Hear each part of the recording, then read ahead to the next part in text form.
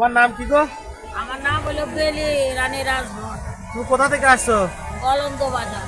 তুমি কত বছর ধরে এই পাপড় বিক্রি করতেছো? আমার এই 60 বছর বয়স, হ্যাঁ, 50 বছরই আমি পাপড় বিক্রি করি। 60 বছর বয়স, 50 বছর, হ্যাঁ, তাহলে 10 বছর বয়স থেকে বিক্রি করছো। হ্যাঁ। ও, তুমি একা একাই বিক্রি করো? না, আমার স্বামী ছিল, আমার স্বামী আমি বেচতাম, আমার স্বামীটা মারা গেছে। কবে মারা গেছে? এই তো কার্তিক মাসের 15 কার্তিক মাসে। এখানে একা একাই আইছো? না, এখানে একা আসি নাই, ছেলে আসছে। ও, এখন ছেলের সাথে বিক্রি করছো? ছেলের বউ আর ছেলে আমি। ছেলের বউ? না, ছেলে না, ছেলের বউ আর আমি। ছেলের বউ কই? বাজারে গেছে। কয়টা দোকান দিছো এখানে? এখানে আমাদের 2টা দোকান। কোনটা কোনটা? ওই যে ওইটা আর এই যে। এইটাই হচ্ছে ছেলের বউ ছেলের বউ, আর ওইটাই? আমি।